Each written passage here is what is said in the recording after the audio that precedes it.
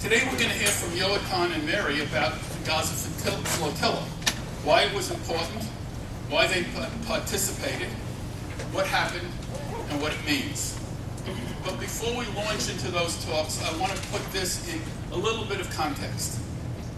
We're going to be focusing on the 1.6 million Palestinians who live in Gaza. But there are 5 other groups of Palestinians, right? There are those that are living in Israel, the West Bank, East Jerusalem, the refugee camps in Syria and Lebanon and so on, and in the greater diaspora, like we have some here. Each of these people have suffered dispossession of their land and property and dignity and freedom. But they all live under different conditions. So we've got to remember there's a whole bunch of other Palestinians that we're worrying about, although today we're going to focus on Gaza.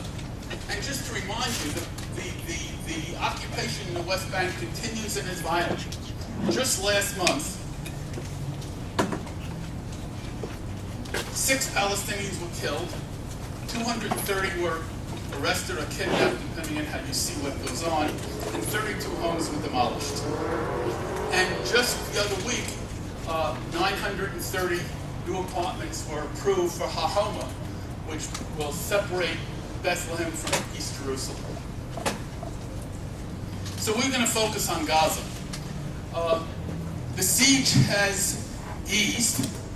Oh, excuse me, this year's flotilla was not the first boat. In 2008, 2 tiny little boats sailed from Cyprus to Gaza and actually got into the port of Gaza, and Mary was on one of them. Another one followed in November. Then there was a series of boats, none of which got through. The Israeli Navy stopped them all with more or less violent means. Then a year ago, in May, came the flotilla, the first flotilla, and Israel stopped that. But they did it in such a violent way that 9 people were killed. 8 Turkish citizens and 1 dual U.S.-Turkish citizenship. That was so bad, there was such an uproar that in the international community that Israel eased the siege. And they did ease the siege, but the siege goes on. And I'm sure we're going to hear about it, but the way I think of the siege is that the siege has stopped all industry, so the unemployment in Gaza is at about 50%. It has stopped all freedom of travel for family, education, health, or business, and it stopped construction. Something like 19,000 homes, 12% of the Gaza housing stock was demolished or partially destroyed in the 2008 and 9 bombardment. And the lack of construction materials means that these houses are still not replaced or not repaired. There's also been a constant stream of ground missions going to Gaza, one of which was Legal Palestina.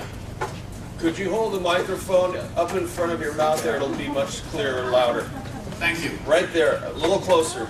Thank you. That's good. Okay. So there's been a series of ground missions. The most recent was last Sunday, where 35 Europeans in something called Miles to Smiles came into Gaza with 8 ambulances full of medical supplies. Now we're getting to our speakers. The first one is going to be Yonathan Shapira. He was a captain in the Israeli Air Force. He flew helicopter missions, Black Hawk helicopters, for 11 years. After a particularly gruesome targeted assassination that killed a bunch of civilians, he decided he was no longer going to fly his helicopter to enforce the occupation, became a refusnik, and authored the pilot's letter, which really brought the refusnik mission to prominence. He's been active in numerous non-violent anti-occupation movements, and most recently, I guess, you were arrested in January. That's what the book said. Okay, he wrote and performed the protest song Naum Naum, which is on the web and very interesting. He is most active now in Boycott from Within, a group of Israeli citizens who actively support the Palestinian call for boycott, divestment, sanctions. In 2010, he was a member of the flotilla that was stopped, and this year he was on the American boat Audacity from Poland. Correct me. Dr. Athens. Yonathan.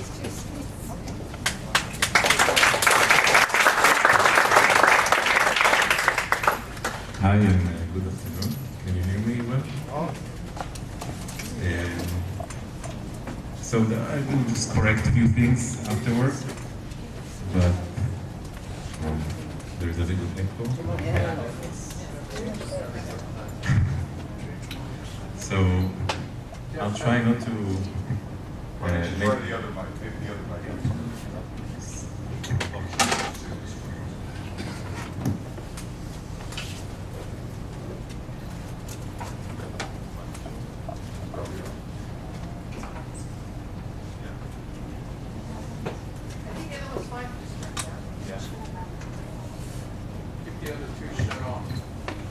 Okay. 1, 2, 1, 2. That's good. That's good? Okay. So, first of all, I want to say thank you for those who organized this event. And I know that there are several people involved and several organizations, and this is really important. So I'm full of thanks to you. And although I was far in San Diego and I had to go back this evening back to work in San Diego, I'm happy to do this journey because this is part of our struggle. Once we chose non-violence, it's all about siyat nefashot, to make more and more people open their heart and share your concerns and think about things in a deeper and more engaged way. So I'm really happy and thankful to be here. The other thing I want to say is to those of you who do not necessarily share our opinion. I don't know how many are you. Maybe, if you feel comfortable, maybe just raise your hand if you don't necessarily agree.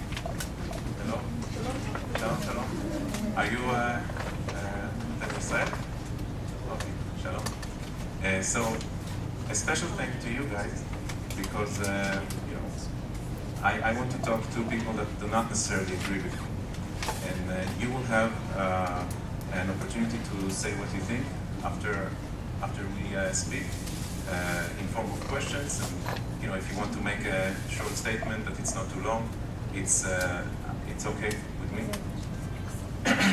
And yeah, whatever your opinions, I'm happy that you're here, and I will urge all of us to open our heart and to listen to each other.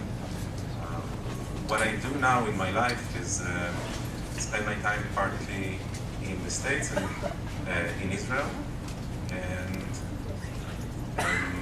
in Israel I'm doing music and activism, and also I started to facilitate dialogue groups between people from different religions, different ethnic background, mostly Jews and Israeli Palestinians. And we have to learn to listen to each other. And if we listen to each other, of course we have to learn to listen also to those who are from our own religion, our own ethnic background, and to try to understand the fears, to try to understand and to relate to the concerns and to the legitimate needs that everyone has.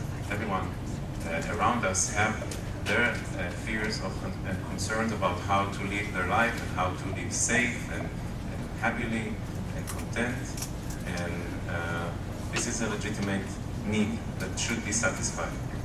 There are other needs that are not legitimate, like grabbing the land of someone else,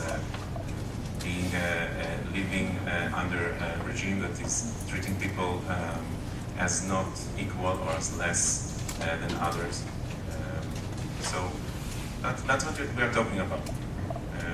And it's important for me to make this long beginning because I don't want just to preach to the choir. Jeff said that we should say a few things why we participated in the flotilla,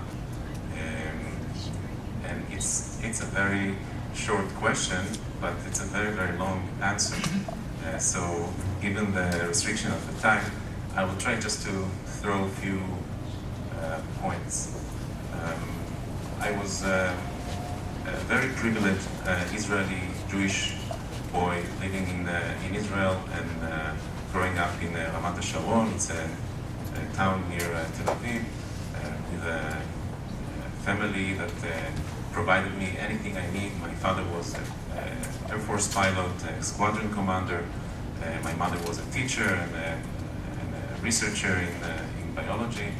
And I learned how to sail boats in school and how to fly model airplanes and to fly these hang gliders and things. So I had a quite happy, joyful upbringing.